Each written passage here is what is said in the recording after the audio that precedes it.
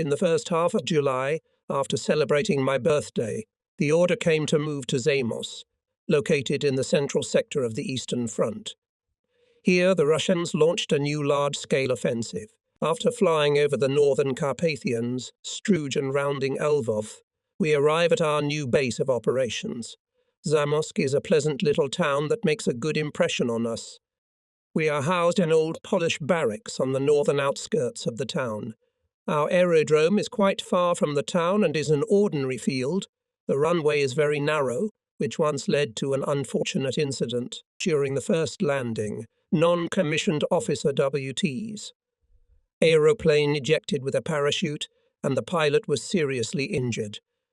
This is one of my best tank snipers, and it will be a long time before we see him again. Here again, there is a lot of work for tank fighters, especially when the front line is so fluid. Tank breakthroughs are frequent. We hold Kovel, but the Soviets have bypassed it and intend to force the bug. Very little time passes and their shock wedges appear northwest of Lvov, at Rawa, Ruska and Tomazu and capture home in the north. At this point we redeploy again, this time to Milek, a small Polish town 100 kilometers northwest of Krakow. They are trying to reach the Vistula River on a wide enough front. Our target is the approaching masses of men and military equipment trying to cross the San north of Peremyshal. The enemy's opposition in the air should not be underestimated. American fighters escorting four-engined bombers are appearing more and more often. Initially, they take off from air bases in the Mediterranean.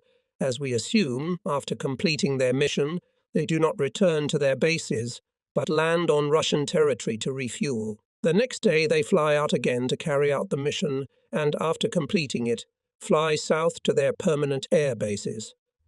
During one of the sorties over the San River while flying a mission, I encountered these Mustangs. Out of nearly 300. I'm flying with 15 other Stukas with no fighter escort. We are still 30 kilometers from Yaroslav, our target today. In order not to endanger the squadron, and among them several crews of rookies, I give the order to drop bombs so that we can maneuver better in such an unequal air battle. I give this order reluctantly. So far, we have always attacked our assigned target, even in the face of overwhelming enemy superiority. This is the first and last time we're getting rid of bombs in the war, but today I have no choice. So I bring the squadron home without loss, and we find ourselves in a position to make up for this failure and carry out the next day's mission in much more favorable conditions. The success justifies my actions, because in the evening I learned that a neighboring unit has suffered heavy losses from a huge formation of Mustangs. A few days later, while refueling, we are again taken by surprise by American planes, which immediately descend and start attacking our aircraft.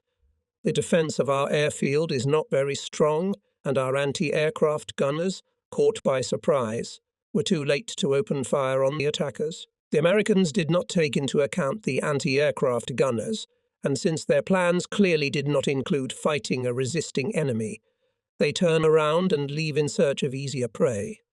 A telephone call from the Luftwaffe headquarters. For the first time in this war, the Russians have set foot on German soil and are rushing into East Prussia from the area of Volkovisk in the direction of Gumbinnen, Insterburg. I want to fly to East Prussia immediately. I receive an order to transfer, and the next day, together with all the flying staff, I arrive in Insterburg. Being in the divine peaceful silence of East Prussia, it is impossible to imagine that the war is already so close, and from this quiet place we'll have to make combat sorties involving bombers and aircraft, tank fighters. In Insterburg itself, people did not yet realize the seriousness of the situation.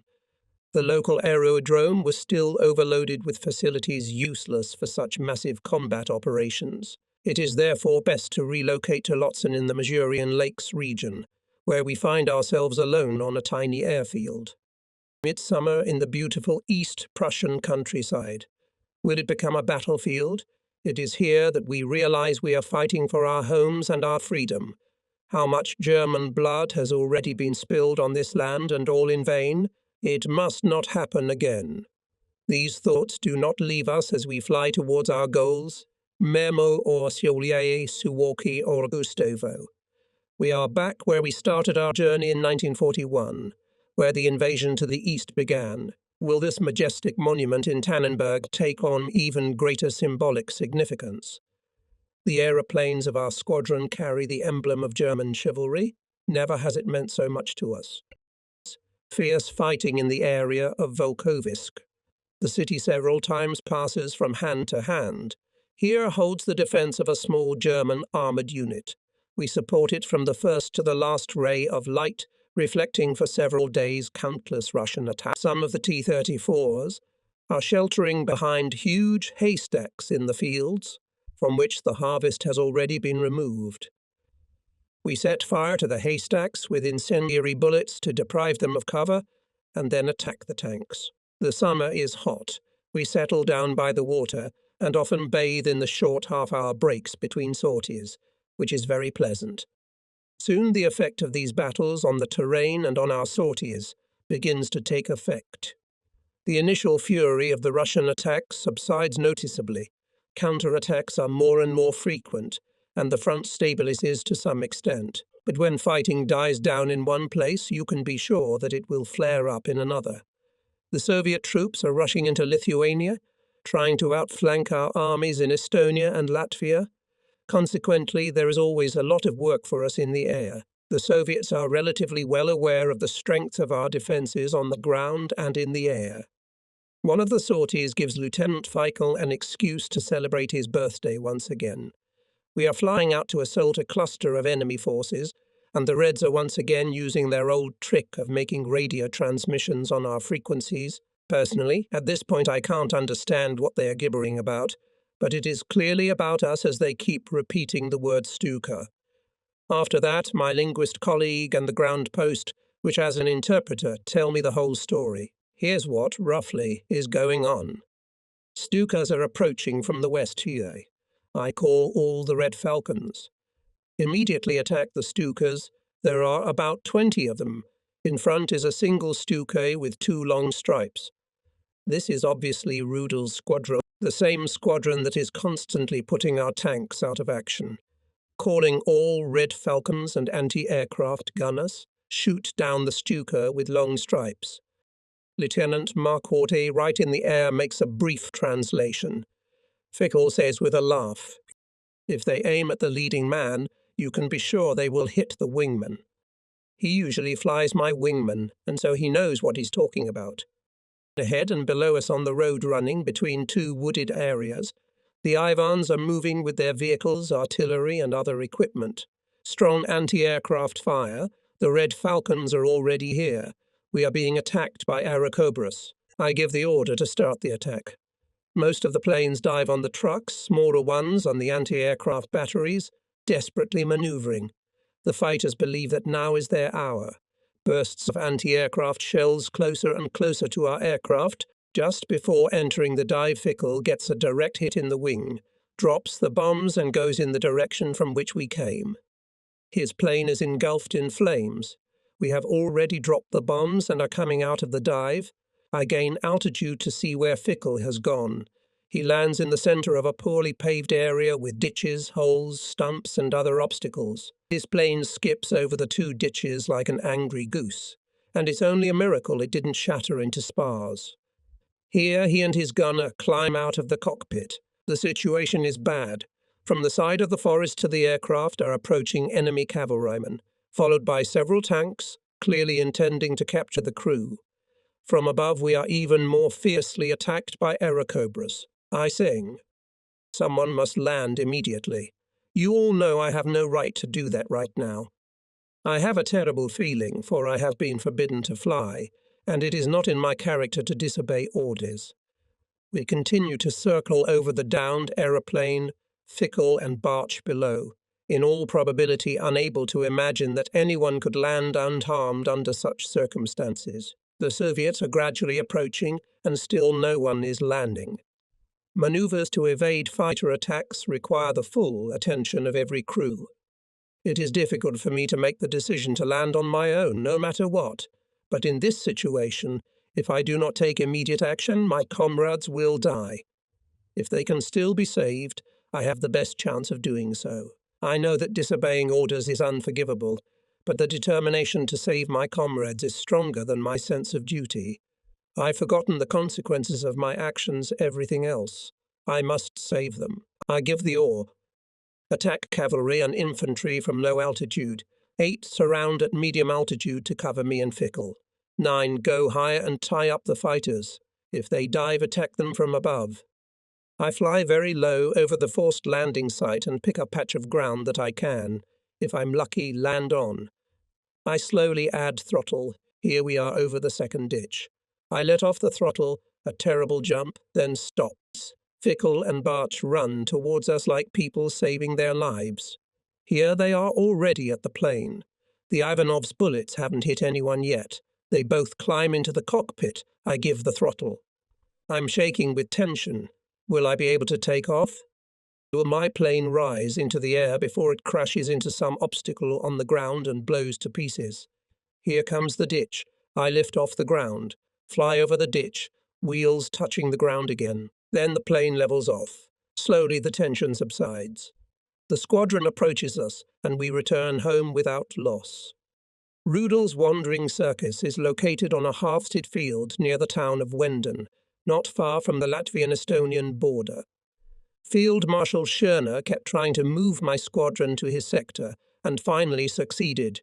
We found ourselves on the Kurland front. No sooner had we settled on our field than the inevitable cake appeared with a greeting from Field Marshal. Wherever I came under his command, one of these fabulous cakes always appears, usually with a T-34 in sugar icing and the number of tanks destroyed. Now the cake is decorated with a number 320. We conducted an offensive in the Tukukum area in order to restore the broken connection with the rest of the Eastern Front. The strike was carried out by an assault group under the command of Colonel Count Strachwitz and was successful. Nevertheless, the Soviet troops are persistently trying to break through our defences in eastern Courland. This sector has long been a real thorn in their side. So far it has held out thanks to the courage of our German soldiers, despite the enormous material superiority of the Soviet troops. At present, this sector is again under unusually heavy pressure, and the Field Marshal has called us to our aid precisely to relieve this enemy pressure. During the first sorties, we see that the front line here is relatively stable. The red positions are well fortified everywhere. The camouflage is excellent. Anti-aircraft batteries are close to the front line and everywhere strong enough. The enemy's activity in the air is lively and does not stop for an hour. Hordes of enemy fighters are circling there, and our aeroplanes are quite few, because it is so difficult to get cargoes to the boiler. Stocks of petrol, bombs, equipment must always be on hand, and this requires a lot of space in warehouses. The bread we eat here is earned by hard work, no matter in which direction we fly, east or south of the boiler, on the Tukum front or where the main Russian blow is directed, through Dorpat to Tallinn. In several sorties we were lucky. We managed to destroy a large motorized column, including escort tanks, which reached Derpt. This breakthrough was stopped, and the front was completely closed by the army troops. Where did they get these incalculable masses of men and military equipment from? There is clearly something supernatural about it. Most of the lorries we shell are generally of American origin. Only occasionally there are small groups of Shermans among the oncoming tanks. The Russians don't even need these American tanks, because their own are better adapted to Russian combat conditions and are produced in fabulous quantities. The sheer amount of military hardware and equipment confuses and often discourages us. We often see American-made aircraft, especially Aerocobras, King Cobras and Bostons. The Americans are not only supplying their ally with automobiles in incredible quantities, but also with aircraft. Is it really in their interest to help the Russians on this scale? We often argue about this. Hector Save. One day at 3:30 in the morning, I was awakened by Lieutenant Weisbach, my intelligence officer. Field Marshal Schörner wants to speak to me urgently. I have long since switched off the telephone for the night as I make my first sorties very early and must be well rested. Therefore, all night calls are taken by my intelligence officer, who does not have to fly the next morning But for Field Marshal, I am always on the phone. He didn't beat around the bush. It's not his style. Can you fly out immediately? Up to 40 tanks and motorized infantry have broken through. Our forward units couldn't stop the breakthrough and want to close the gap again tonight. But the Russians are already far advanced, and they must be attacked to prevent them from widening the breach. If they succeed, they could do a lot of damage to our rear supply lines. It's the same old story. I've been in the Schörner sector too long to wonder for long. Our brothers in arms at the front have laid low, letting the tanks through, and now expect us to pull chestnuts out of the fire for them. They have left us the honour of dealing with the enemy forces in their rear, hoping that they will be able to close the gap this very evening or in a couple of days by disarming the encircled enemy forces. Here in Courland, this is particularly important, as any enemy breakthrough could lead to the disintegration of the entire front. After a brief analysis of the situation, I tell Field Marshal. In the dark, the sortie will not be successful, as I need daylight to attack tanks and trucks from low altitude. I promise to take to the air at dawn with the entire 3rd Squadron and an anti-tank link to attack the place on the map that you indicate to me. After, I will contact you immediately and let you know what the situation looks like. According to what he informed me, the Reds have penetrated into the area of the lakes and at the moment, with all their shock-armoured formations, are on the road running between the two lakes. In the meantime, I instruct Lieutenant Weisbach by telephone to gather weather information from all possible sources and wake us up so that we could take off in the pre-dawn twilight and appear over the target at first light. A quick phone call to the squad leaders, and then it's automatic. What you've practiced hundreds of times, you can do in your sleep. The cook knows exactly when to serve coffee. The chief mechanic knows with split-second precision when to assemble the ground staff and start preparing for departure. All I have to do is tell the squadrons. First flight at 530. Early in the morning, there is a thick fog over the aerodrome. Given the urgency of the mission and hoping that the visibility will be better in the target area, we take off. At low altitude, we keep a course to the southeast. Fortunately, the terrain below is as flat as a board. Otherwise, the flight would have been impossible. Visibility is just over 400 meters, especially when it's not quite light yet.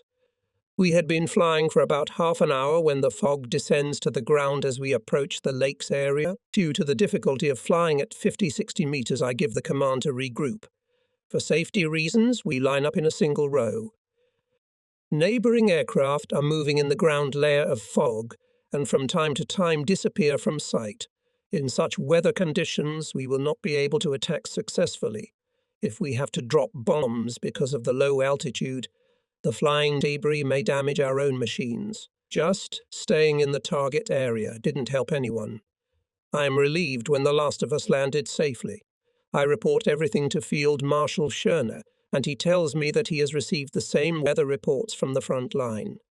Finally, close to 9 o'clock in the morning, the layer of fog over the airfield dissipates a little and rises to a height of 400 meters.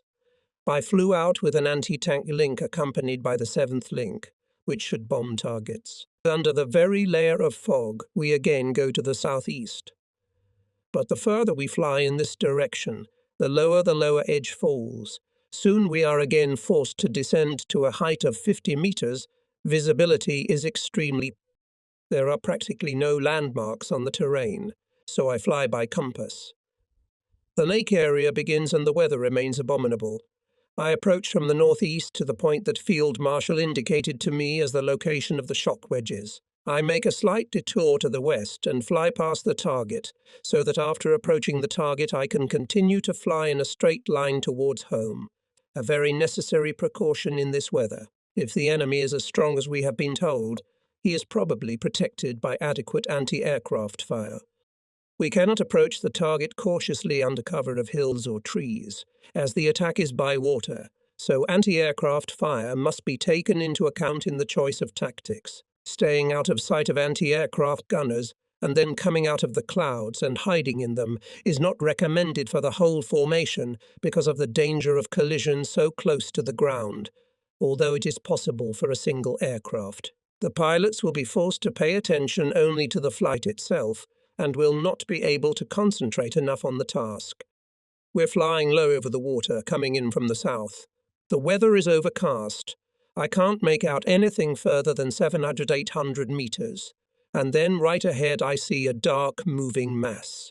A road, tanks, lorries, Russians, attack.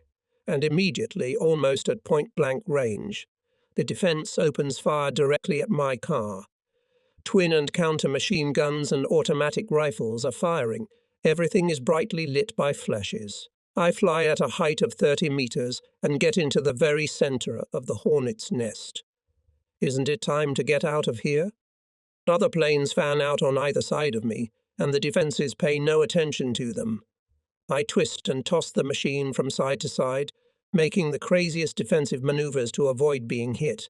I shoot without aiming, because trying to level the machine for a more accurate aim means certain death. When I reach the tanks and vehicles, I gain altitude and fly right over them, expecting a hit every second. This is bound to end badly. My head is red hot, as is the metal whizzing past. A few seconds later, there is a loud explosion. Beggarman shouts, "The engine's on fire," a hit to the engine. I can see that the engine is not giving the right revs. Flames are licking the cockpit. Ernest, let's jump. I'll gain some altitude and fly as far as I can to get out of the way of the Russians. I saw our guys not far away. I try to gain altitude, but have no idea what altitude we are at. Dark slime on the cockpit glass. I can't see anything else, and I lower the lantern to see something. But that doesn't help either. The flames are all over everything. Ernest, let's jump right now. The engine stutters and crackles, stops, starts again, stops, starts. Our plane will become our crematorium in that meadow over there. We've got to jump. We can't, shouts Gaderman. The height is only 30 meters. He can see better from behind. He too has dropped his torch, cutting the intercom wire. We can no longer speak to each other.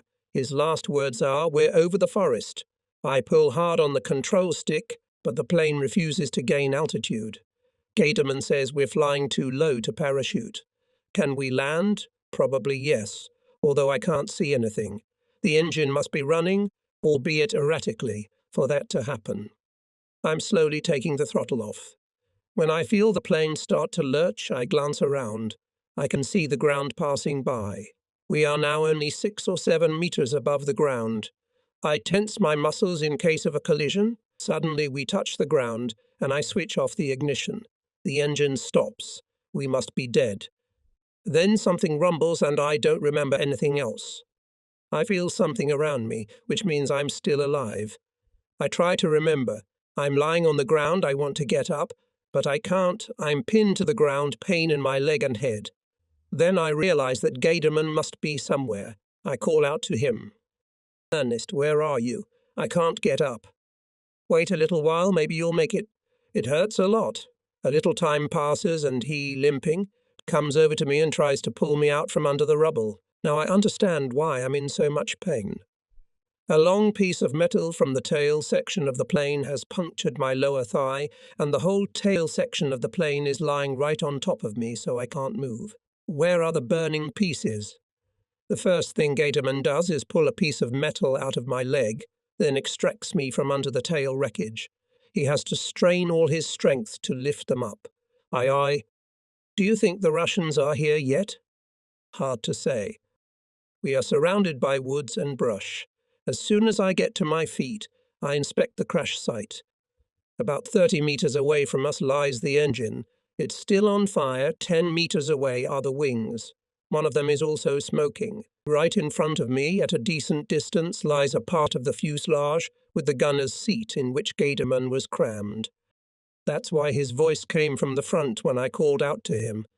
It usually comes from behind me because he's sitting behind me. We are dressing our wounds and trying to figure out why we are still alive and in relative safety, because without proper dressing I can't expect to be saved. Too much blood has been lost. Our fall from a 30-meter height apparently took place in the following sequence. The main impact was softened by the trees at the edge of the forest. Then the plane hit a strip of sandy soil where it broke apart, and its various parts flew apart, as I have already described. We were both unbuckled as we prepared to parachute.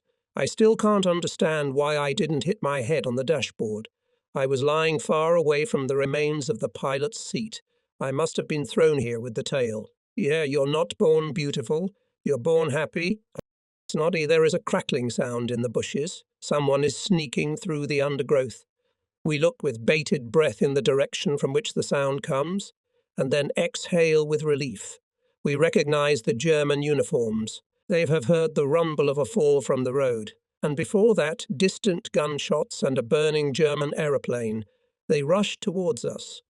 There is no one behind us, only hordes of Ivans, one of them adds with a chuckle. But I think you spotted the Ivans yourself, and points with his eyes to the smoking wreckage of the aircraft. We climb into the lorry they were travelling in and head northwest. In the afternoon, we arrive at the squadron's location. No one saw our crash because everyone was busy at that moment.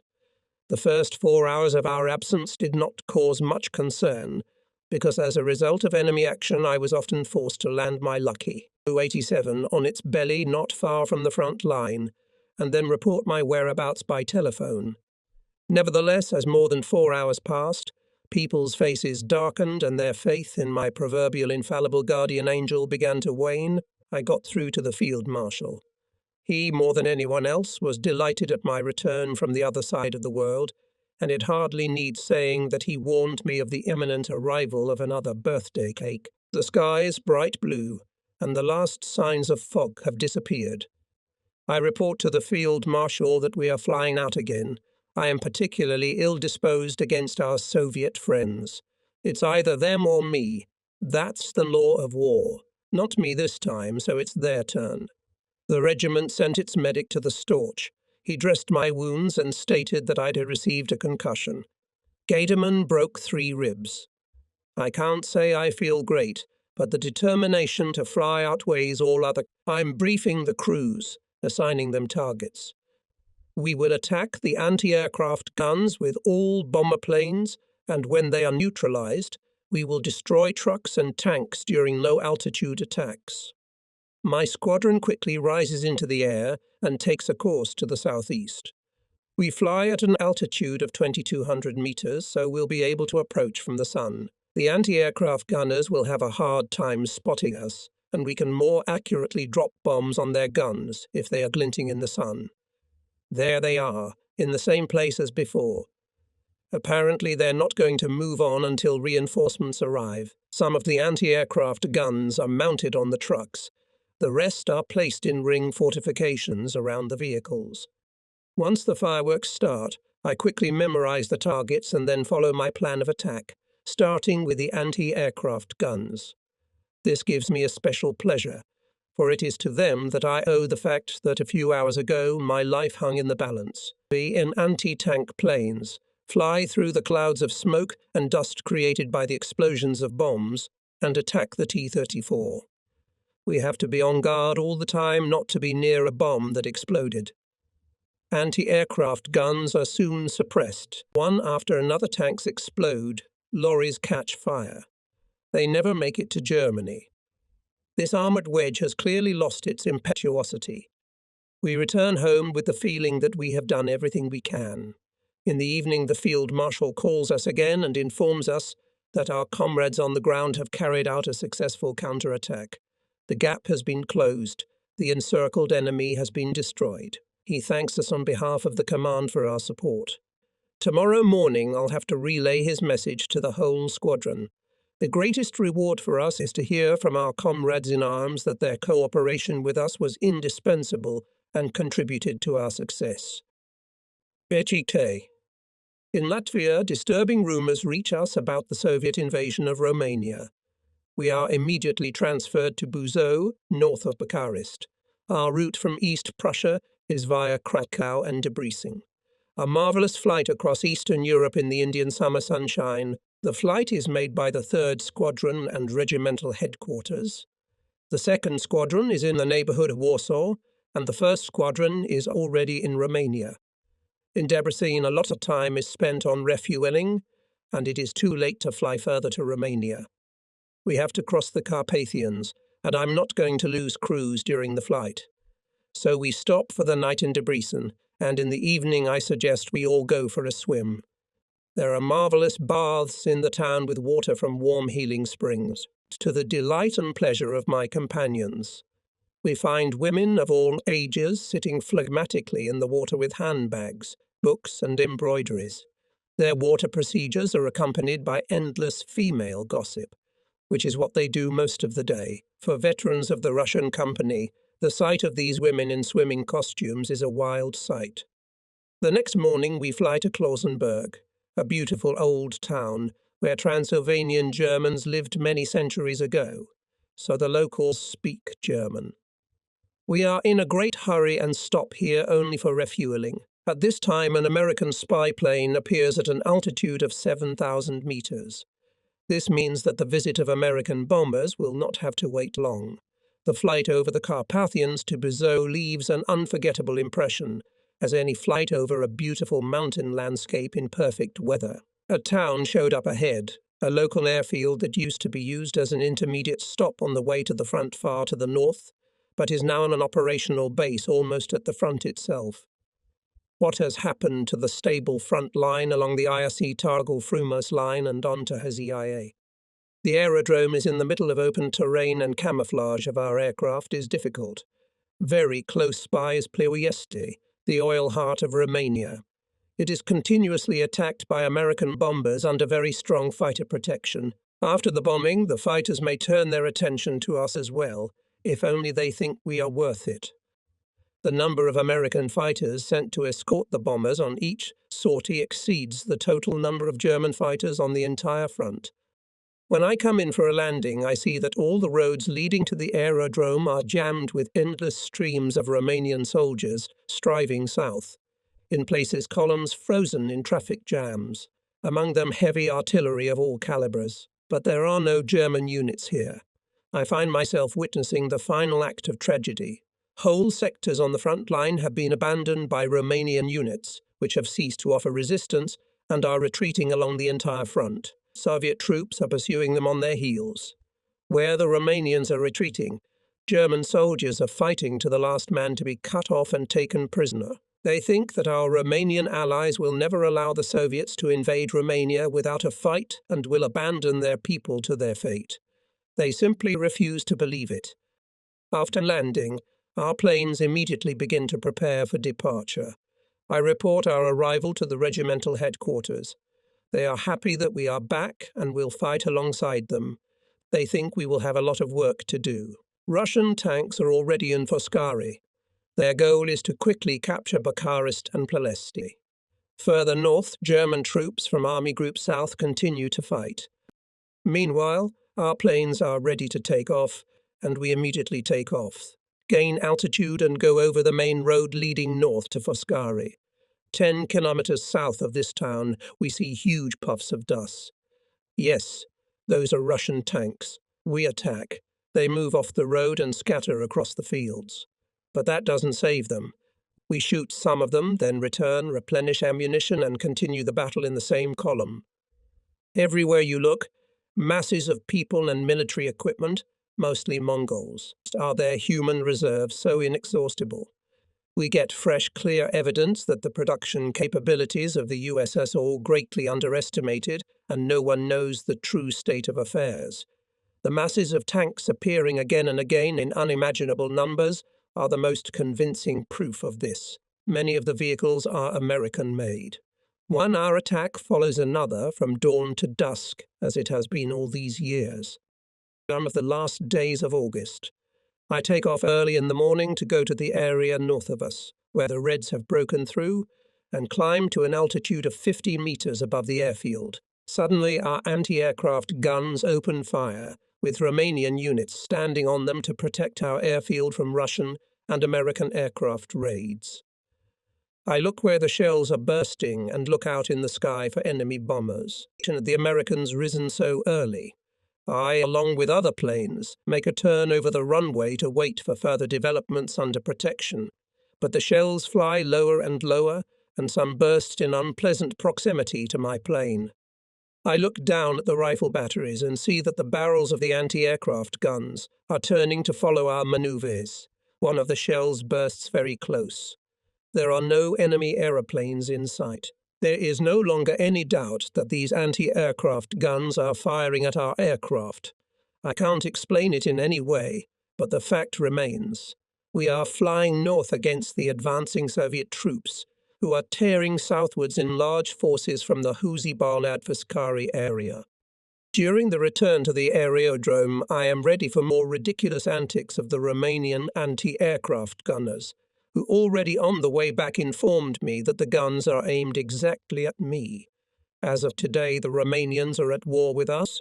We immediately descend to low altitude and come in to land one by one. The individual Romanian guns fire at us again, but, as before, without success. I immediately go to the telephone and connect with Romanian General Iamescu. He commands the entire Romanian Air Force as well as the anti-aircraft batteries. I know him well personally from Husi, and he has several German decorations. I tell him that unfriendly attention has been directed at me and my squadron this morning and ask him if this is true. He doesn't deny it, and says that his anti-aircraft gunners saw a German fighter shoot down a Romanian liaison aircraft, so they are very angry and open fire on all German aircraft that come into their sight. At no time does he mention the state of war between Germany and Russia. To his complaints I reply that I have not the slightest desire to listen to all this nonsense, and that I was going to make a new combat sortie against the Russians north of Ramikul-Saret. Now, however, with my Stukas, I intend first to bomb and machine gun all the anti-aircraft batteries around our aerodrome to eliminate any interference with our sorties. Then, with the help of another squadron, we will attack his headquarters. I know exactly where it is. For God's sake, don't do that. We have always been the best of friends, and I cannot be held responsible for the actions of our government. I make you an offer. Neither we nor you will do anything or pay any attention to the declaration of war as if it never happened. I give you my personal guarantees that as long as I remain commander, not a single shot will be fired at your Stukas. He swears by our old friendship with him in particular, and his warm feelings for us Germans in general. After a separate peace has been declared between us, I have no further cause for complaint. I am here alone with my flying staff on this aerodrome in a country which is at war with us. 2 Romanian divisions with all their equipment, including heavy artillery, have surrounded our aerodrome, who will prevent them from liquidating us immediately. During the night hours we don't feel very cozy. During the day we are strong again. Even 2 divisions are not very eager to show aggression towards my Stukas when they are so heavily concentrated and in the open. Our stocks of bombs and fuel at the aerodrome are running low and no new supplies are coming in as Romania can no longer be held. Our only chance is to move to the other side of the Carpathians and try to form a new front here from the remnants of those of our armies, which have managed to break through from Romania, and other units which we can recruit from the reserves. It is quite clear that our heavy artillery will not be able to overcome the Carpathians and will have to be left in Romania. If only the bulk of our brave army could get out of this diabolical cauldron of treachery in which the Romanian government is guilty. Weapons can be replaced, however difficult it may be, but men cannot be replaced. Our ground staff is preparing to take the road leading over the Buzău Pass. We are using the last drops of fuel, attacking the Russian wedges that are coming closer and closer to Buzău. Often we make sorties deep into the Russian positions to relieve the German troops still fighting fierce battles here.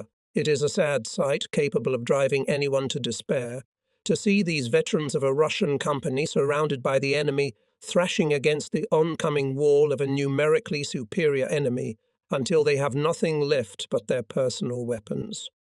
The artillery has long since fired all its shells. Soon there will not even be any rifle or revolver cartridges left.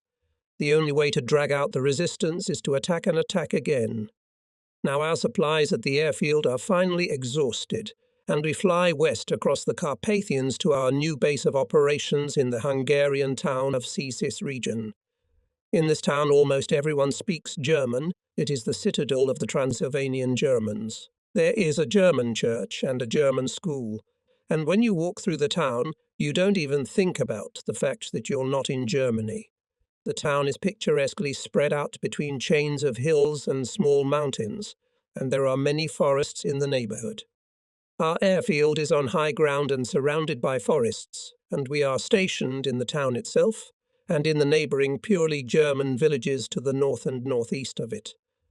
Our action at present is directed against the enemy tearing from the east across the Carpathians. There are many excellent defensive positions here, but we do not have sufficient forces to hold them, as all heavy artillery has been lost in Romania.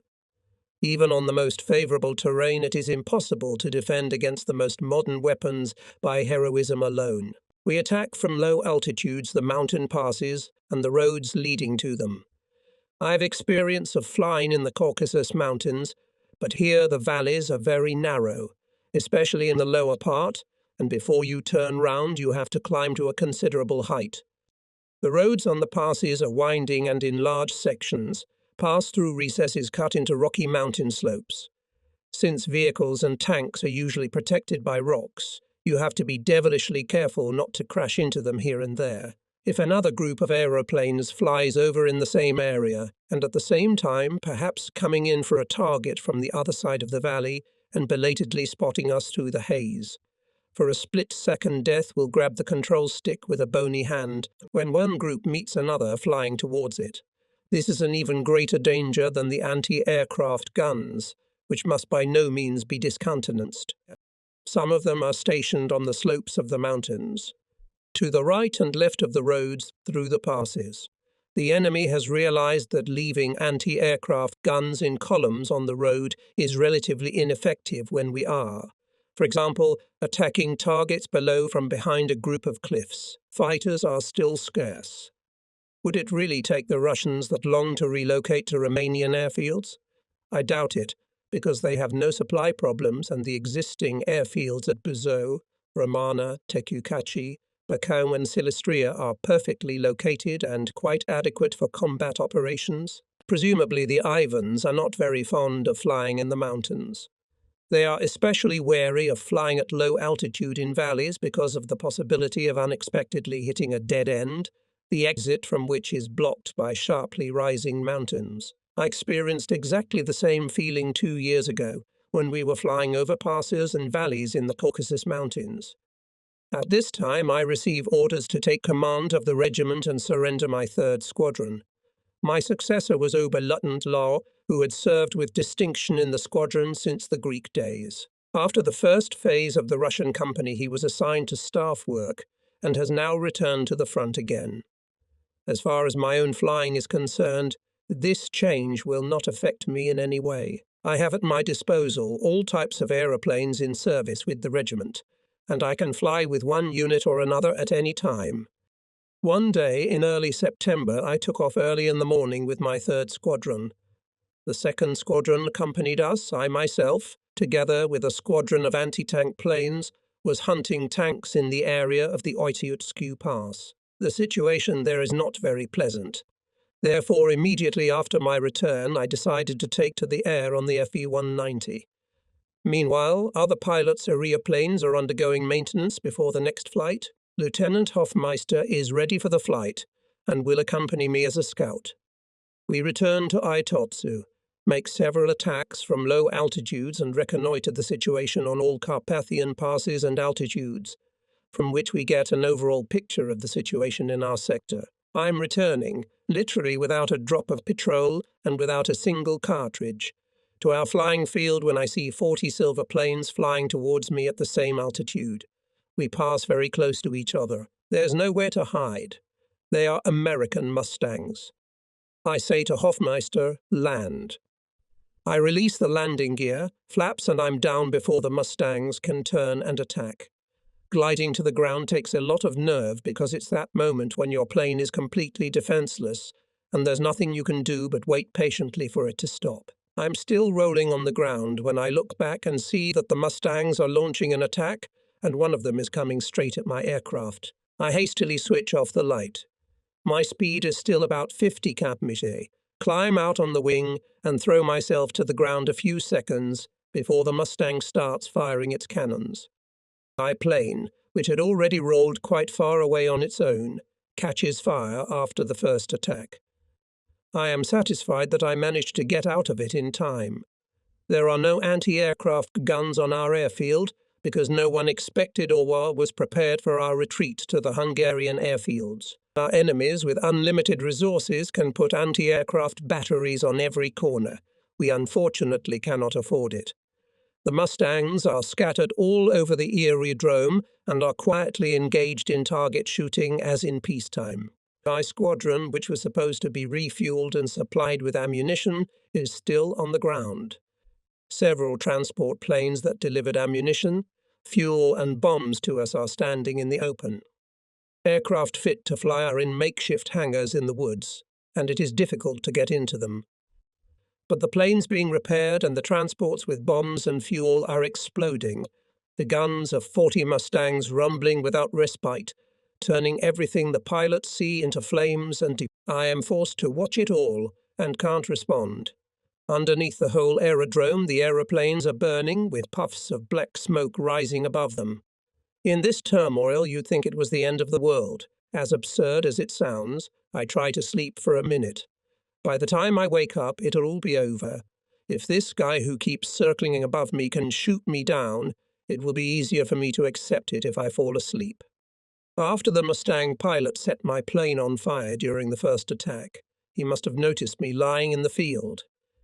Perhaps he did see me jump off the wing, but in any case he comes back again and tries to hit me with guns and machine guns. Apparently he can't see me in his scope.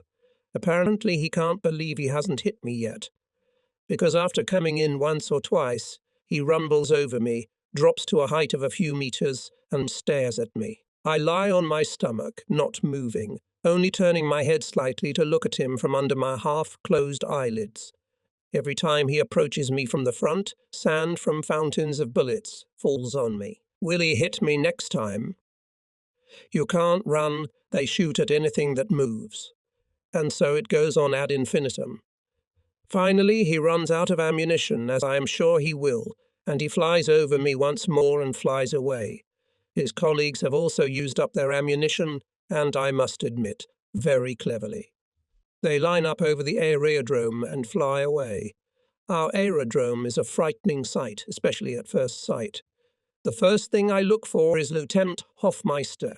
His aeroplane is lying on the edge of the aerodrome. Apparently he failed to land quickly and was caught in the landing. One leg will have to be amputated. Planes are burning and exploding on the aerodrome. Fortunately, there are only a few combat-ready machines among them, which were well camouflaged and not such an easy target. As I visit each unit in the woods, I am told that during the attack, the ground personnel, as ordered, took continuous small arms fire. 4 Mustangs were shot down. Considering we had no anti-aircraft guns, this is particularly gratifying, so the Mustangs didn't have time to fire on safe targets. The anti-aircraft guns will arrive in a few days, and it's unlikely that the same successful raids will be repeated. NTT. In our sector we often meet German aeroplanes piloted by Romanians, whom we ourselves have supplied with them. They now wear Romanian identification marks and fly on the Russian side. The Romanian operational base is not very far from ours. That is why we are conducting 2 low-altitude strikes on their airfields in the area of Carlsberg, Kronstadt and Hermannstadt. Evil tongues say that we are trying to imitate the Mustangs, who did the same thing. We destroy more than 150 aircraft on the ground, some of them in the air, mostly training and liaison aircraft, but in this case they are also used by the Romanian Air Force, albeit for training. The success of these attacks depends largely on the strength of the enemy's defences. End. The fighting in Romania has come to an end.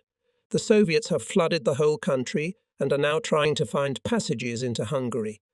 Russian columns are moving one after another through the Rotherterm Pass in the direction of Hermannstadt. Sorties against them are particularly difficult, as their armies are very strongly defended against air attack. During one of the flights over the northern slopes of the pass, a 14 anti-aircraft shell blows off my lantern. Fortunately, no shrapnel hit. In the evening of the same day, My scout tells me that almost every day he hears propaganda programs in German on the radio, telling about the atrocities of German soldiers and inciting guerrilla warfare. The program always begins with the words, "Kronstadt speaks." Having talked to the group, we schedule the first attack on the radio station for tomorrow in order to have time to deal with these provocateurs. At dawn, we take off in the direction of Kronstadt, an ancient settlement of Transylvanian Saxons. Right in front of us, the city appears in the morning mist. There is no need to fly over it. The transmitting station with two tall masts stands on the main road 7 kilometers to the northeast. Between the giant masts is a small building, the nerve center of the entire transmitting station. As I fly closer and am about to dive, I see a car pull out of the courtyard of this building. If I was sure that those who were inciting the militants to stab us in the back were sitting in it, I could easily cover them during the attack. The car hides in the forest, and the passengers watch our radio attack from afar. During the attack, you have to be very careful not to dive too low, as the masts are connected by many cables that are easy to get caught on. A small building is right in the center of my field of view. I press the button, come out of dive and circle around the masts, waiting for the result while my squadron gets back in formation. A coincidence. One of my little 10K bombs hit the very top of a mast, which cracked and bent at right angles. There was nothing left of the radio building. The bombs had done their job. Now they would not be able to broadcast their evil propaganda from here for a long time. With this comforting thought, we return to base. The increasing pressure on the Carpathian passes shows more and more clearly what damage the Romanian fiasco has done to our military power. The Soviets have advanced well beyond Hermannstadt. They are almost at Turenberg and are trying to capture Klausenburg. Most of the troops in this area are Hungarian, mostly parts of the 1st and 2nd Armoured Divisions. There are virtually no German reserves that could form the backbone of the resistance in this important section. This Soviet offensive jeopardizes the German forces holding the Carpathians further north. They will have to abandon their positions on the passes with serious consequences, for the Carpathians, being a natural fortress, are the key to the Hungarian plains, which will be very difficult to hold with our diminished forces. The last few weeks have been easy for the Soviets to do their job, as they have been advancing into Allied Romania, where it was impossible to organize serious German resistance. Our motto, away from Romania, the next stop is the Carpathians. But Romania has a long border, which means that our poorly defended front will have to be stretched even further. For a few days we return to our old airfield west of Sotsich region, from where we make almost daily sorties to the Turenberg area. For the first time in God knows how long, the Iron Gustavs are engaged in combat. During each sortie, we stay in the target area as long as fuel allows, always hoping to meet the enemy. The 3rd Squadron is engaged in bombing. It is accompanied by the 2nd Squadron, the headquarters wing, and myself on the FB-190. At this stage, we manage to shoot down a large number of Russian attack aircraft and fighters. The commander of the 2nd Squadron, Oberleutnant Kennel, who was awarded the Oak Leaves, is particularly successful in the hunt. It is not the business of dive bombers to shoot down enemy aircraft, but in the present crisis it seems to me very important to our fighting comrades on the ground that we can successfully defeat enemy aircraft. That is why our anti-tank snipers are also hitting aircraft and achieving excellent results. These operations show us old U-87 pilots that it is better to be a hound than a hare. Nevertheless, we remain loyal to our old machines. In September 1944, the battle for the plains of Hungary becomes a reality. At this time, the news reaches me that I have been promoted to the rank of lieutenant colonel. The headquarters link and ground staff are briefly stationed at Tasnad, south of Tokay. The 1st and 2nd Squadrons and I are southeast of Tasnad. The 3rd Squadron is moving to the Miskolc area, where their sorties are hampered by a poor airfield. The whole surrounding area, including the roads leading to the airfield, the heavy rains have turned into swamps. We are standing here for a short time, only to assist our troops in the fighting going on in the Grossfardin-Siegel-Debrecen area. The Russian hordes are advancing eastwards and almost exclusively at night. During the day they remain in place, well camouflaged in forests beside roads, in cornfields or in villages. Bombardment and air attacks become less important than reconnaissance, since the target must be located before serious damage is possible. The German front does not represent a unified whole. For the most part, it is a scattered battle group created in haste by combining units that either made their way from Romania or were previously cantoned in Hungary. These units are a motley mix of all branches of the military. At key points are the shock troops, infantry regiments with great traditions as units, and all our old acquaintances and friends with whom we shared all the hardships of the hard years in Russia. They love and appreciate our Stukars, and we treat them the same way. If we know that one of these units is taking up a position directly below us, we can be sure that there will be no unpleasant surprises. We know most of their paratrooper officers personally, or at least by voice. They point out to us every pocket of resistance, no matter how small, and then we attack it with everything we have. Ground troops attack with lightning speed and sweep away everything in their path. But the enemy's numerical superiority is so overwhelming that the greatest local successes are only a drop in the ocean. The Russians advance on the left and right of these skirmishes, and we do not have enough soldiers to hold them back, and a new breakthrough follows, with the result that even those troops holding strong defences are forced to retreat until the escape routes are cut. This happens time after time until we find ourselves again on the river Tees, which must be held as a new line of defence. The river is narrow and does not present a serious obstacle in modern warfare. The Russians very soon seize a strong bridgehead, which we cannot destroy, and from it the enemy strikes rapidly northwestwards towards Kecskemét. My regiment is pulled back. We stand at Farmas, west of Szolnok, on the Szolnok-Budapest railway line. Our airfield is frequently visited by four-engined American bombers, who had previously concentrated their attention on the railway bridge at Szolnok. We don't complain about Russians, as Neumann is allowed to hunt and the neighbourhood is teeming with hares. Every day he returns with a big sack. Fridolin is sick of the sight of hares. Sometimes there is a sharp chill in the air. Winter is approaching. Walking around the neighbourhood of Farmers in the evening, I succumb to the charm of the valleys to a degree I never thought possible for a mountain man like me.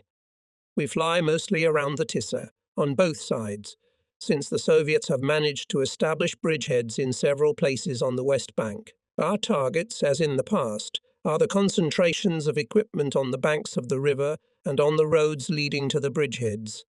In addition to the constantly rebuilt bridges and crossings which are organized by very primitive methods, there are rafts, old sailing boats, fishing boats and pleasure boats plying the narrow Tees. Ivan wastes no time assembling this motley flotilla.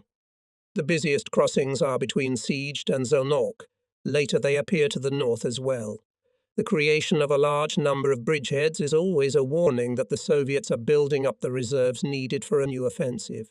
Our own successful offensive is underway in the area of Szolnok, Mesatur, Kishualas, Turkev, the purpose of which is to disrupt their preparations. We are flying continuously to support our attacks. The new Russian offensive on the Tisi is delayed and weakened by the breakdown of communications, at least in the northern sector. But they are finding strength to continue to expand the large bridgehead at Sieged and connect it with smaller bridgeheads in the north. At the end of October, offensive is launched across this sector, first with a strike northwest and north towards Kecskemét. Its aim is clear: to cause the collapse of our defence line on the Tisa and rush forward across the plain towards Budapest and the Danube. Ivan is very active in the air. It turns out that he has occupied several airfields in the vicinity of Debrecen, and we are again engaged with a numerically superior enemy. We are weakened by the loss of several aircraft shot down by anti-aircraft guns, as well as by poorly received supplies and new resupply which leaves much to be desired. The Soviets cannot take credit for our predicament.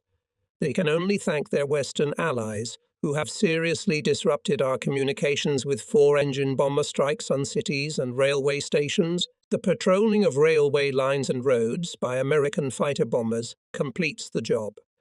Because of the shortage of men and equipment, we have no means of defending our transport routes. On the few remaining aircraft in the regiment, including anti-tank aircraft, I often make combat sorties southeast of Kikskimet. For the reasons already mentioned, the number of combat-ready aeroplanes is so reduced that one day I fly alone and accompanied by 4 FB-190s to attack enemy tanks in the area. As I approached the target, I could hardly believe my eyes. At a great distance north of Kikskimet, tanks were moving along the road. They were Russians. Above them, like a bunch of grapes, hangs a dense umbrella of Soviet fighters covering this strike group. One of the officers accompanying me knows Russian and immediately translates to me everything he can make out. The Soviets again use our frequency for their negotiations. They are shouting at each other and making such terrible noise that it would be a miracle if any of them could understand what is being said to them. My translator on 190 was able to make out roughly the following. Calling all Red Falcons, a single Stuka with 2 long streaks is about to attack our tanks. We are sure it is the same brazen Nazi who is firing at our tanks. He has several Foxes with him. Attack this Stuka, not the Fokkers. He must be shot down by all means. During all this turmoil, I have long since gone to the ground and made the attack. One tank was on fire.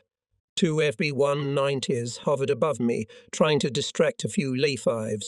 The other 2 are stuck to me, maneuvering with me, not about to leave me alone, which is bound to happen if they get into an air battle with the Ivans.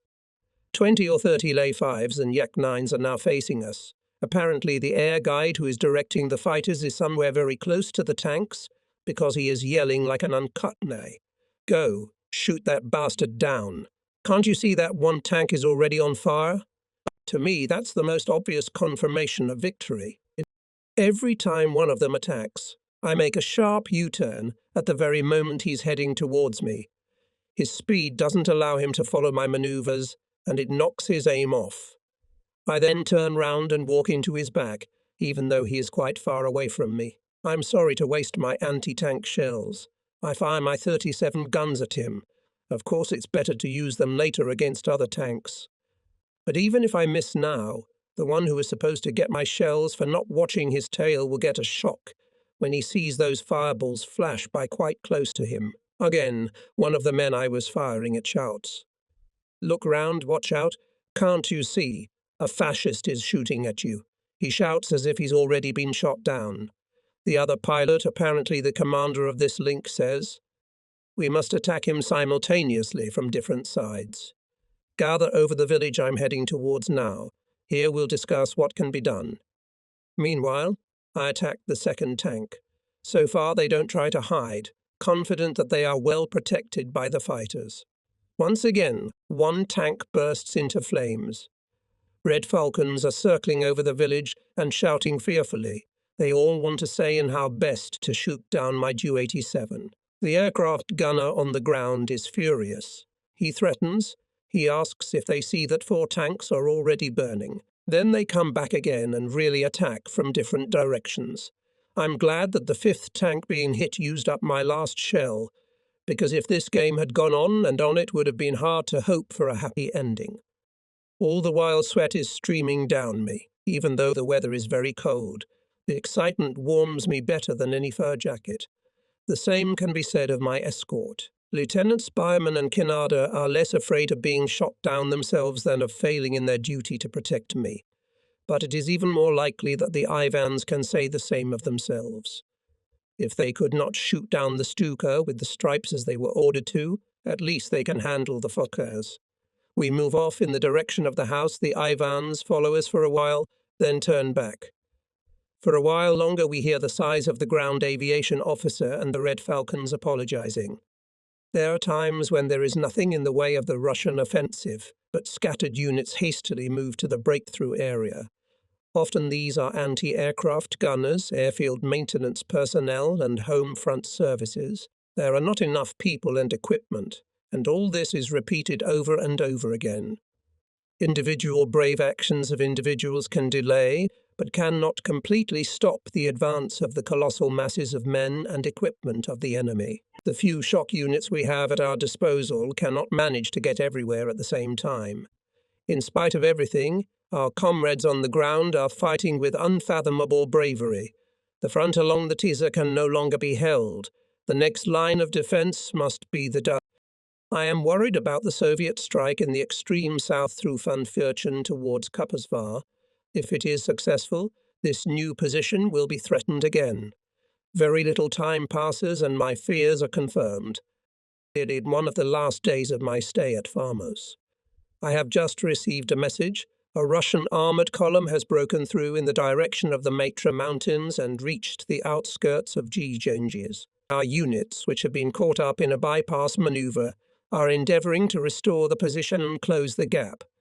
The weather has deteriorated and is becoming an additional test for us, as the whole terrain is heavily hilly and the cloud cover is very low. We leave Budapest to the right and soon see the Matra Mountains ahead and the Ggengi Mountains even further ahead. Fires are blazing in the south. Obviously something is going on there. I see tanks coming down the road and clearly not German tanks. As I turn in their direction to get a general idea of the enemy forces, I am met by heavy anti-aircraft fire. We are circling at low altitude over the head of the tank column, ahead of the T-34s, and is times a new type of tank that I haven't seen before. But it's not an American machine either. I destroy this tank first and then switch to the others.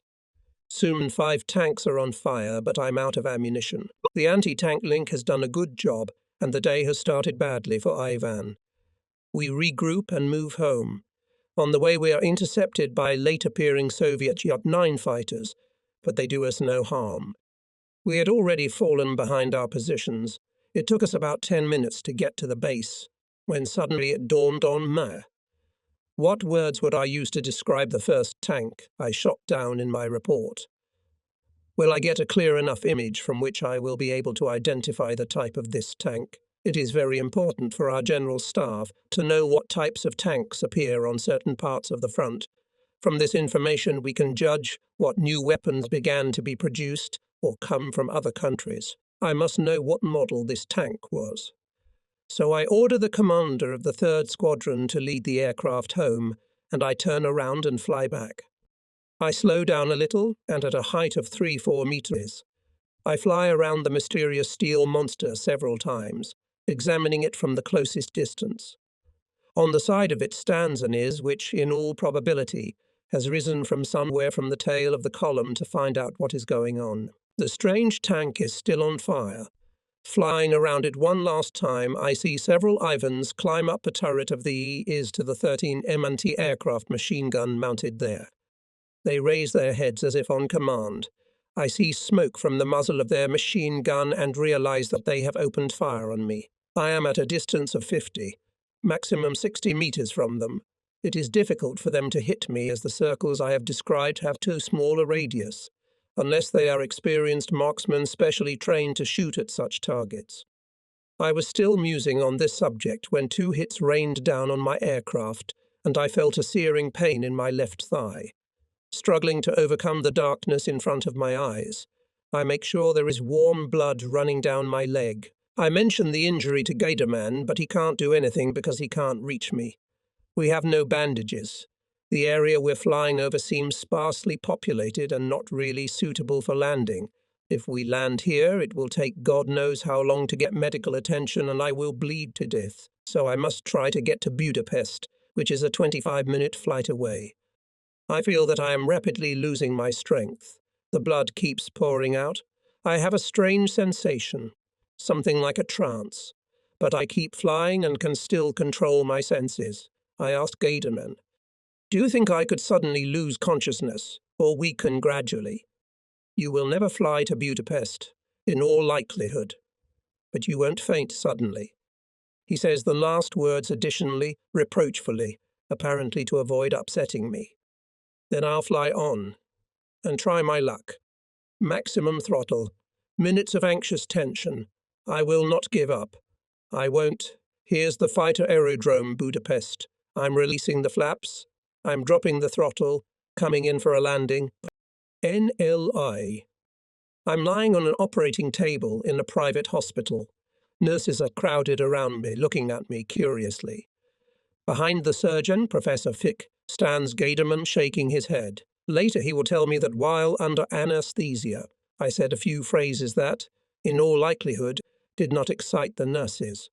What can be done in such a situation? Professor Fick explains that I was hit by 2 bullets from a 13mm machine gun. One, which he has already extracted, entered at an angle into my thigh and the other went through. He says I have lost a lot of blood, and as soon as he puts a plaster cast on me, I will be sent to a sanatorium on Lake Balaton so that I can recover more quickly and let my wounds heal in peace and quiet. Meanwhile, Fridolin has arrived and scolds me for getting involved in all this because of my curiosity. But although he doesn't tell me directly, he is glad that nothing terrible has happened. He informs me that we are being moved to the Stuhl-Wessenberg area and that we will be standing by at Burgundy. My stretcher is secured in an ambulance storch and taken to Heavies on Lake Balaton, where I will be treated at Dr. Peters' sanatorium.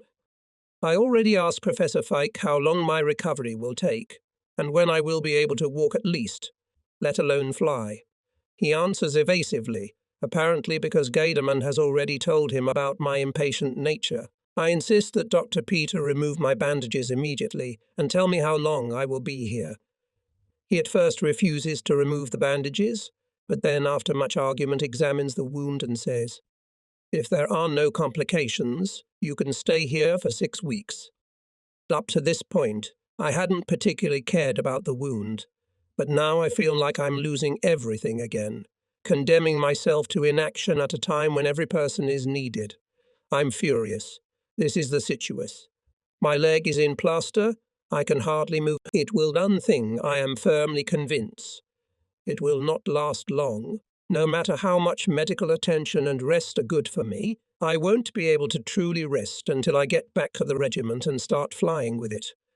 Fridolin comes down from Borgo End every day and visits me with a briefcase full of papers to sign. It keeps me informed of the regiment's fighting affairs, of all its anxieties and needs. Between Farmers and our present aerodrome, the regiment is temporarily, just for a few days, stationed at the airfield at Vesik, a suburb of Budapest. It is bad November weather, and despite the critical situation, we make only a few combat sorties. On the 8th day he comes to me again and informs me that the Soviets are advancing on Budapest in large forces and have already captured a bridgehead on this side of the Danube. Worse, their new offensive from the south in the direction of Balaton threatens to drive a wedge between our positions.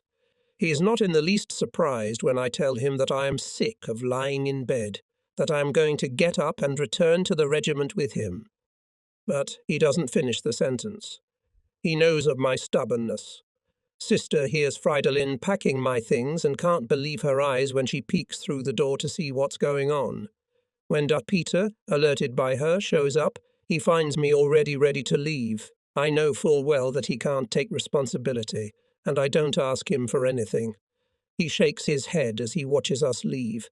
An hour later, a car takes us to the station. The whole time the regiment is stationed at Farmos, we stand in the village. The people treat us very friendly, which is to be expected. They hope that we can stop the Russians and liberate the already occupied part of their country. My orderly Dahlman has already prepared for my arrival and is heating a room in the small house, no doubt assuming it will be needed as a hospital room. A few days pass, the weather improves. I have been flying since the first day, having strengthened the leg in the cast with extra straps. Moving around is difficult, but somehow manages. In mid-December, due to heavy rains and wet snow, our flying field looks more and more like a swamp, and we return to Warpalota. This airfield is situated on dry, high ground, and we can take off at any time. My 3rd Squadron is finally rearmed with Focke-Wulf 190 mighty fighters, and given the situation, I don't want to give them any special time for retraining. Therefore, 1 or 2 pilots are alternately attached to the regimental headquarters.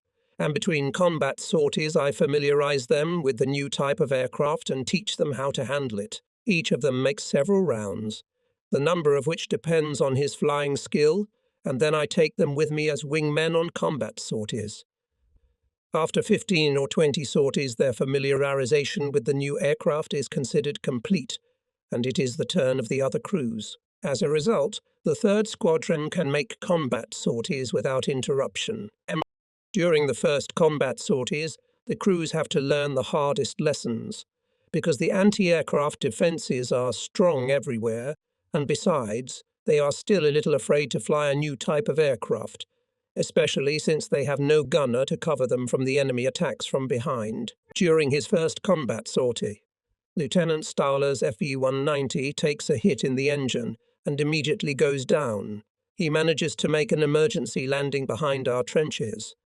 Everything goes wrong that day. Only I was about to take off with Lieutenant M, who was also trained on a new machine, when a large group of IL-2s with fighter escort flew past the airfield at an altitude of 600 meters. It is a cold December day, and it takes me some time to warm up the engine so that it works properly. And meanwhile, the Ivans, of course, disappear over the horizon. It then comes to my attention that on some very cold days, the mechanics have used a warm-up device that allows us to take off immediately without first warming up the engines. This device depends on specially prepared fuel to work. I make a sign to M to refuel immediately and take off after me. The bomb load for the planned departure is still under the belly of our aircraft. I don't want to remove the bombs as we still have a mission to complete. Perhaps even with this cargo we will be able to catch up with the I Love formation. M pilots a slow plane and lags behind. I am gradually approaching the Iron Gustavs, which cross the front line when I am still a few hundred meters away from them. But I am stubborn and I intend to attack them, even if alone. With my FV-190, I am not afraid of Russian pilots on their Lay-5s and Yak-9s. Suddenly there is a rumble in the engine, oil is gushing out of it so that I can't see anything. Oil has splashed all the cockpit windows and they lose transparency. In the first moments I think that the engine was hit by an anti-aircraft shell or a line from a Russian fighter, but then I realize that the engine piston has jammed. The engine jerks violently and makes a terrible rumble. It could stop at any moment. The next instant I instinctively lower the nose down and head towards our positions. I must be directly above them now. It's impossible to catapult with a parachute if I don't even consider the low altitude, because my leg is in a tire. The plane won't be able to go higher even a meter. I lower the lantern to be able to look round and back. I am flying at a height of 50 meters. The terrain below is unsuitable for an emergency landing, and I am also concerned about getting as close to the airfield as possible and returning to my unit after landing without wasting time. Really close by, I see a church steeple sailing past me. It is good that it is not quite in my path. Straight ahead I can see a road embankment crossing my course at an angle. At any second I can expect an engine stall. I can only hope that the aircraft will pass over the embankment. I pull the handle towards me and wait. Will it make it over the embankment or not? It will. I'm touching the ground. With a crunch and scrape, the plane slides on the frozen ground parallel to the wide ditch and stops. It's my leg that worries me most, but it seems to be fine. I look out over the quiet, peaceful winter landscape, and only the distant rumble of the guns reminds me that the war is still going on, even though Christmas is just around the corner. I unbuckle my harness, cast a glance at the smoking engine, and sit down on the fuselage. A car with 2 soldiers comes along the road. They look at me carefully at first, wanting to make sure I'm not Russian, since they are more likely to be captured behind our front lines than we are behind theirs. The soldiers throw boards over the ditch and carry me to the car. An hour later I am back at the aerodrome and preparing for another sortie. At TT. We were housed in a barracks a few kilometers from the airfield in the suburb of Warpolota. The next day, between sorties, lying in bed to get some rest, I heard the roar of aircraft engines. They were not German planes. Looking out the open window, I notice a formation of Russian Boston bombers flying at an altitude of 400 meters. They are coming straight at us. The bombs started to fall with a screech. I instantly find myself on the floor. Even with a healthy leg, I could not move faster. A heavy bomb explodes 15 meters in front of the window and blows my BMW to smithereens. Dowman, who at that moment comes round the door to warn me of the raid, finds the window frame around his neck. He passes out from shock, but is uninjured. At present, thanks to our air support, there is a lull in the Balaton area, but in the east, the Soviets have bypassed Budapest and reached the Gran River north of the Danube, south of Budapest. They are tearing from their bridgehead and cooperating with units that are on the offensive from south to northwest. They advance along the eastern slopes of the Vesuve Mountains, north of Stolvesenberg, and thus Budapest is encircled. We are making combat sorties in that area and further east. We are attempting to strike at their communications deep in the front line in the Hadwan area where Soviet goods trains pass through. In the course of these rapidly developing events, we become specialists in everything. We play the roles of dive bombers, attack aircraft, fighters, scouts. The battle to lift the siege of Budapest is in full swing. We're standing at Kamimed in the Pope Air. We, the flying staff, have just arrived from the airfield at Varpalot, and no sooner have we started to settle in than Fridolin sticks his head out and asks, "Do you guys know that Christmas is only 2 days away?" He's right. It is, according to the calendar. Take off, combat sortie. Landing, take off. Combat sortie, landing, that's the rhythm we live in and day out, for years. Everything else is absorbed by this rhythm, cold and heat, winter and summer, weekdays and weekends. Our lives have become a few ideas and phrases that fill our brains and never leave us, especially now that war has become a struggle for survival. One day succeeds another, today is the same as yesterday. Take off. Where to? Against whom? Meeting with the escort?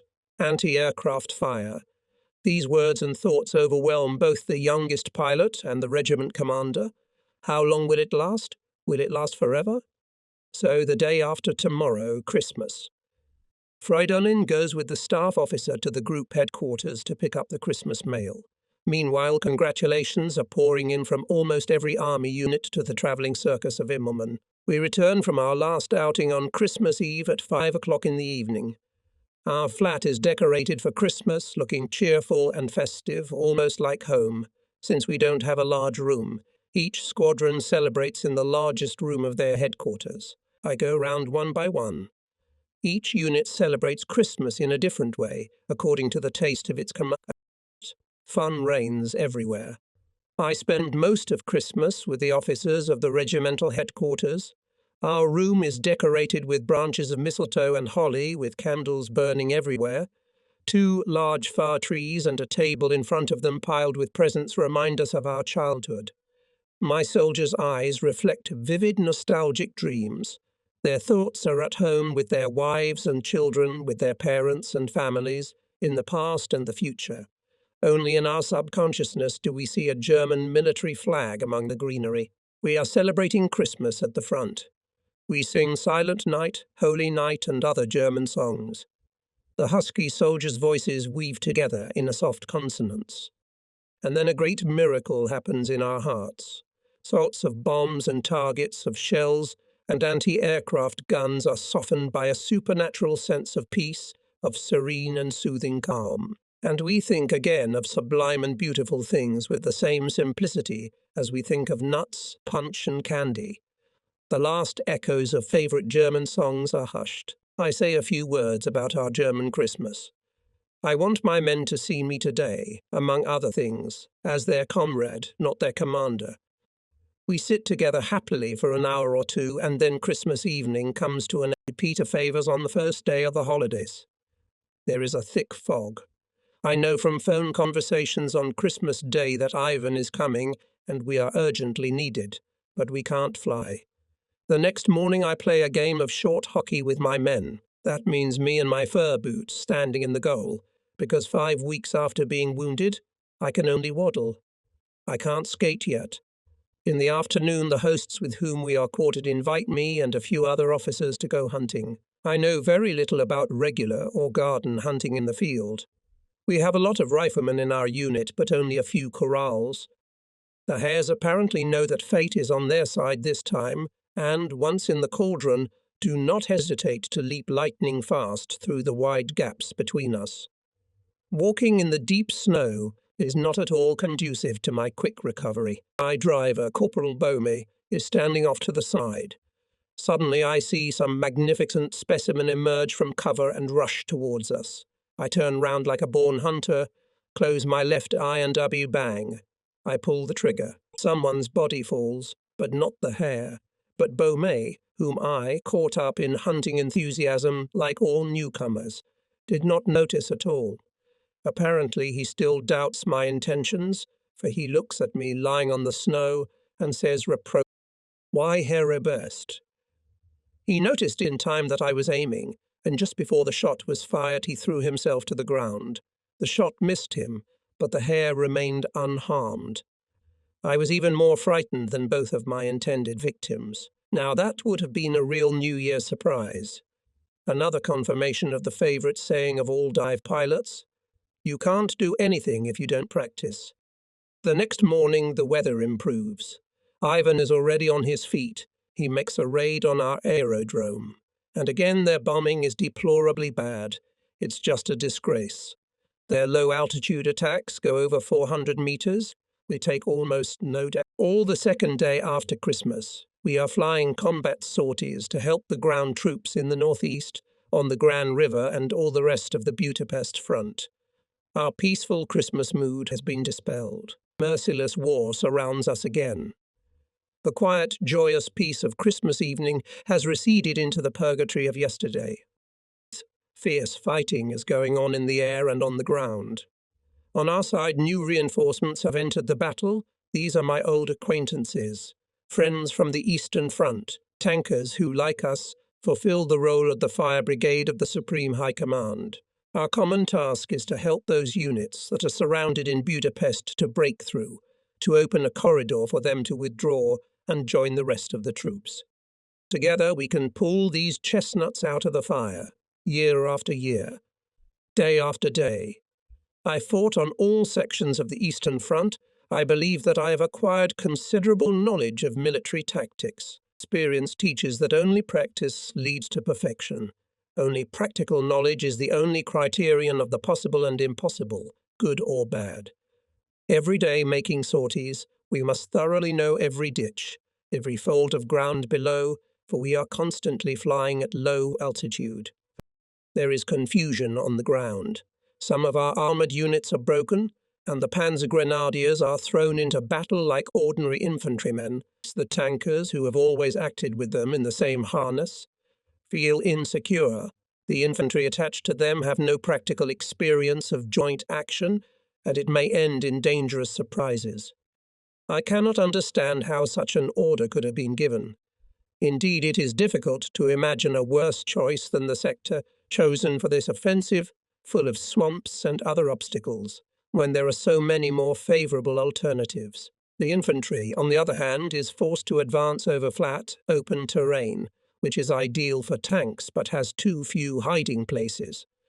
The enemy takes advantage of this advantage, and so our infantry faces the Soviet steel monsters, left unsupported by tanks. Why these wasted casualties? The perpetrators must be held accountable. Who gave such orders? We sit together in the evening and ponder these questions. N.A. On the 30th of December, I receive a radiogram that I must come to Berlin immediately and report to the Reichsmarschall. I am seething with anger, as it seems to me that my presence is necessary in carrying out these complicated operations. The same day I leave for Berlin, follow through Vienna, and am determined to return to my comrades in 2 or 3 days. Orders are orders. The only luggage I take with me is a large dispatch briefcase with a change of linen and toiletries. Given the gravity of the situation, I reject the possibility of a prolonged stay in Berlin. On the way, I am undaunted by the unsettling feeling that I am being summoned for some unpleasant reason. When I was wounded last time, in November, I received an order forbidding me to fly. Despite this, I resumed flying as soon as I got out of hospital. Up to now, no one has raised the matter, and I have gradually begun to regard this silence as connivance. But now, as I suppose, the matter has come up again, and I am called on the carpet. I fly to Berlin with great reluctance, realizing that I will never obey this order. I cannot simply gaze merrily around, giving orders at a time when my country is in danger, especially when my vast experience gives me an advantage over those who have not had sufficient training. Success is the fruit of experience and is commensurate with it. Although I have been wounded 5 times, several times severely, I have been fortunate in that I have always recovered quickly and have been able to fly an aeroplane again and again, day after day, year after year, all along the Eastern Front, from the White Sea to Moscow, moving from Astrakhan to the Caucasus. I know the Russian front inside and out. Therefore, I consider it my duty to fly and fight until the guns are silenced and the freedom of our country is secured. I can do this because I am physically fit and trained by sport, and good form is one of the most valuable sources of my strength. After a short stop at friends in Vienna, I land at Berlin and immediately report by telephone to Karin Harl. I would have preferred to go there immediately, so that I could then fly back without wasting time. To my embarrassment, I am ordered to stay in Fürstenhof and apply to the Luftwaffe Ministry for a pass for the Reichsmarshal's special train going west. My journey will be longer than I expected. My summons seems to have nothing to do with sentencing. The next evening we head west from Grunewald Station. That means I'll be welcoming the new year on this train. I try not to think about my unit. As soon as I start thinking about it, everything goes black before my eyes. What will 1945 bring us? In the early morning of 1 January we arrive in the Frankfurt am Main area. I hear the roar of planes and gaze into the grey pre-dawn haze. An armada of fighter planes flying at low altitude passes next to a railway carriage. My first thought is, the Americans. It's been a long time since I've seen so many of our aeroplanes in the sky at the same time. But it's just unbelievable. They all have German swastikas on them, and they are single fighters, Mi-109s or FV-190s. They're heading west. We'll have to find out about their mission later. Here the train stops. It seems to me that we are somewhere in the area of Nauheim-Friedberg. A car is already waiting for me, and after driving through the forest, we arrive at a building resembling an ancient castle. Here I am met by the Reichsmarshal's adjutant. He informs me that Goering has not yet arrived and I will have to wait for him. He doesn't know why I've been summoned. I have no choice but to click my heels and stay here at the Luftwaffe's western headquarters. I'm going for a 2-hour walk. What marvellous air in this hilly and wooded area. I fill my lungs with pleasure. Why have I been summoned here? I must return in 3 hours, when the Reichsmarschall is expected to arrive. I hope he won't keep me waiting long and will receive me. But when I return, he's not here yet. Next to me came a general, my old comrade, still on training flights on Stukas in the area of Graz. He is telling me about today's operation, for the planning and execution of which he is primarily responsible. There are constant reports of large-scale attacks on airfields in Belgium and northern France. The aircraft you saw this morning were involved in an attack on Allied air bases from low altitudes. We hope that we will be able to destroy so many aircraft there that the enemy's air superiority over the area of our halted offensive operation in the Ardennes will be neutralized. I tell the General that on the Eastern Front such a thing would have been impossible, because the distance to be flown over enemy territory was too great, and flying at low altitude would mean huge losses from very strong air defenses. Could it have been otherwise in the West? It seems unlikely. If the Americans succeed in such attacks over Germany, it is only because our aerodromes are not sufficiently defended for the simple reason that we cannot spare enough men and military equipment to do so. He tells me that today all the formations had maps with mapped routes of approach to enemy aerodromes. In the East, we have long since not developed practical actions based on theory, but do exactly the opposite. The commander of an air unit receives only the most general assignment, and how he will fulfill it is his business, because he is fully responsible for it. Now the war in the air has become so diverse that no one can no longer rely on theory. Only commanders have the necessary experience, and at a critical moment is more likely to make the right decision. It is very good that in the East realize this in time, otherwise it is quite clear that none of us would no longer be able to fly. For the enemy 500 aircraft on the ground. More or less, he is not so important, as long as the crews were alive. It would be much better to use these fighters, which have been piling up for raids for so long, over our own front and clear the airspace. If we could temporarily eliminate the nightmare of the huge Allied air superiority, we would give our comrades on the ground a good chance to feel the wind in their sails again. Any movement of troops and supplies behind the front line could have been carried out unimpeded. The enemy planes we destroyed would have been a real loss in most cases, as their crews would have perished along with the planes. All these thoughts crossed my mind. A few hours later, the final results of the operation confirmed my fears. 500 enemy aircraft were destroyed on the ground. 220 of our aircraft with crews did not return. Among the dead are veterans, commanders of compounds, old men, who are already few in number. All this saddens me.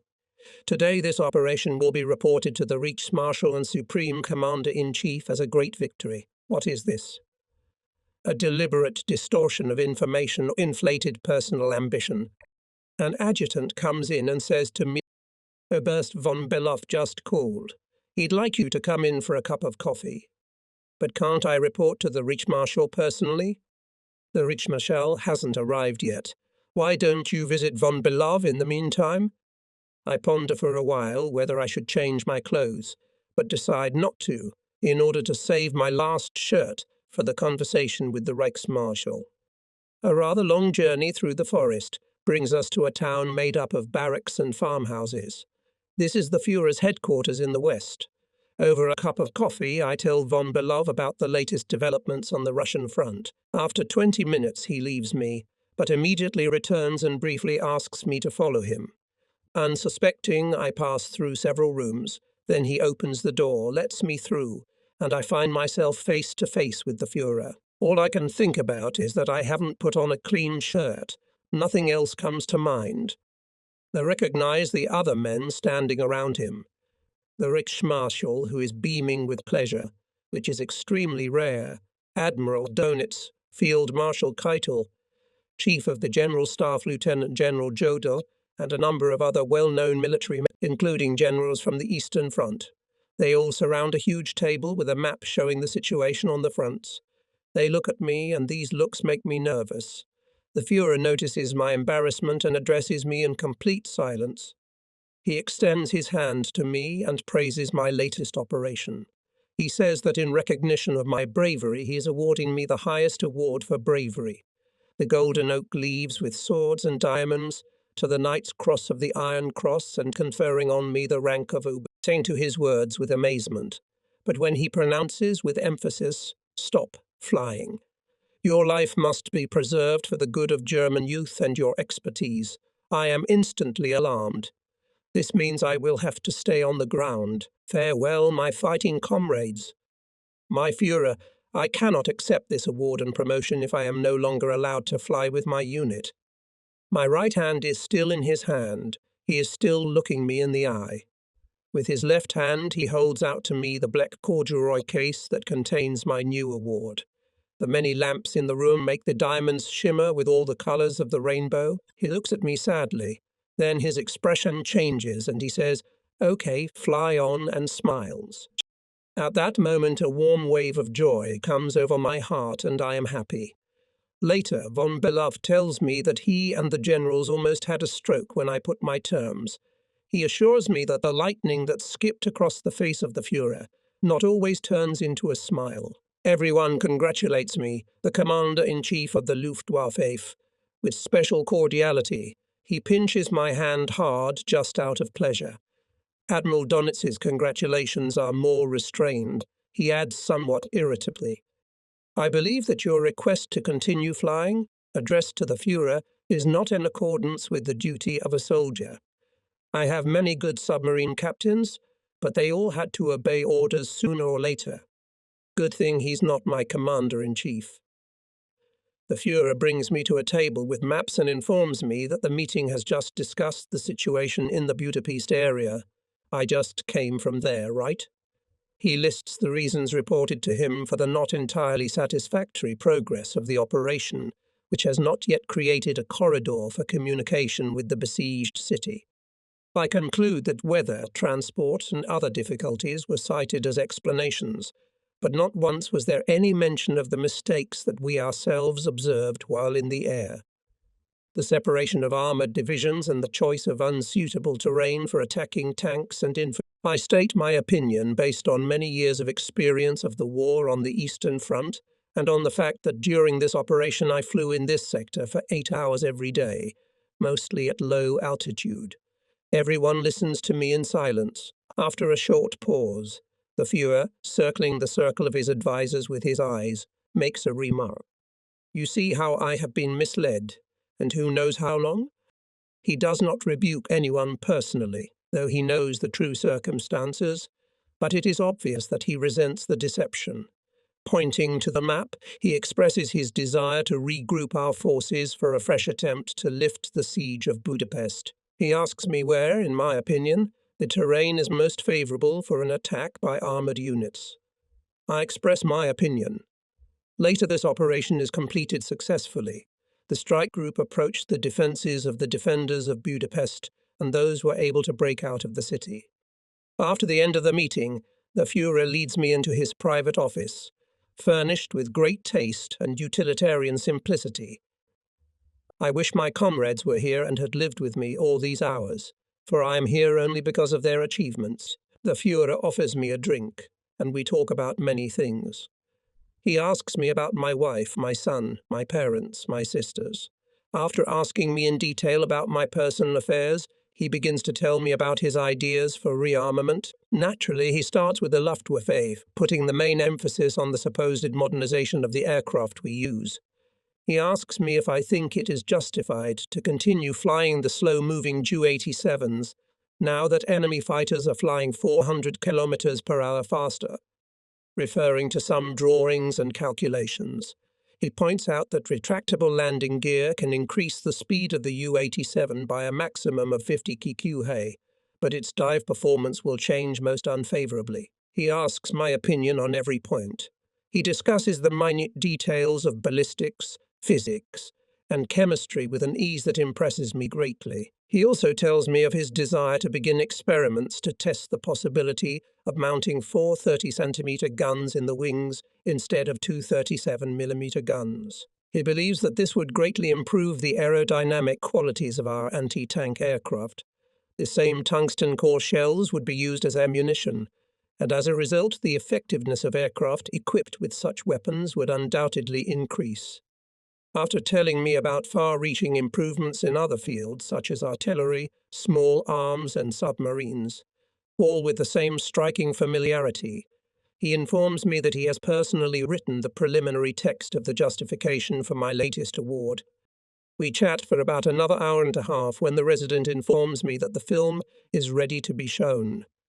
Every new weekly news item is immediately shown to the Führer, who authorizes its screening throughout Germany. It so happened we had only one flight down and were already seated in the auditorium, that the film began with a scene shot on the airfield during our regiment's deployment at Still-Wessenberg, followed by a scene of Stukas taking off and a panorama of tanks I had hit west of Budapest. After the showing of the film, I left the Supreme Commander-in-Chief.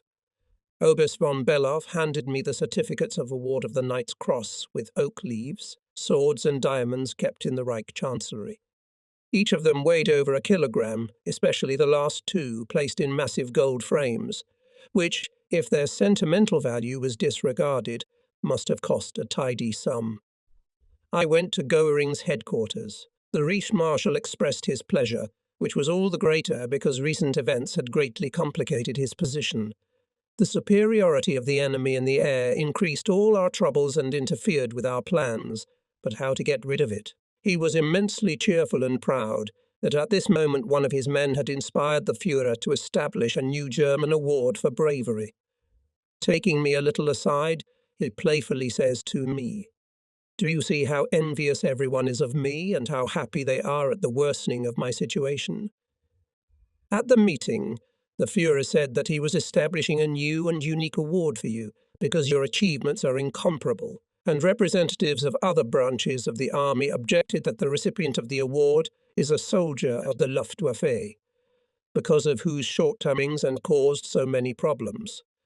They wanted to know whether, at least theoretically, it is not possible to award this award to soldiers of other branches of the army as well. Now you realize what I have to deal with. He says that he would never have believed that I could persuade the Führer to change his decision to ban my flights. Now that I have his permission, he cannot himself forbid me to fly. He is asking me, as he has done many times before, to accept the position of commander of the entire frontline aviation. But given how I have secured the Führer's approval to fly, I don't think he seriously believes he can persuade me to do so, at least not today. After lunch, I board a special train bound for Berlin, where a plane is waiting to take me to my comrades at the front. I spend only a few hours in Berlin, but it is enough to attract a whole crowd of curious people, for the story of my award has already been in the press and on the radio. In the evening, I meet Ritter von Hult, then head of the German sports organization. He tells me how, after many attempts, he managed to convince Hitler that I should lead the Reich's sports movement after the war.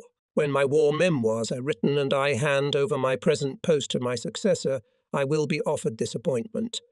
On my way to the front, I fly into Görlitz to meet my family, then take to the air again and set course for Budapest on the very day when reports of the situation on that section of the front are particularly grim. During the landing, the regiment assembles so that the deputy squadron commander can congratulate me on behalf of the whole unit on my new award and rank. Then we take to the air again and make a combat sortie to the Budapest area. If the Russian anti-aircraft gunners only knew how much gold and diamonds were flying over their heads, says one of the ground service mechanics with a grin, they would probably shoot much better and put in more effort.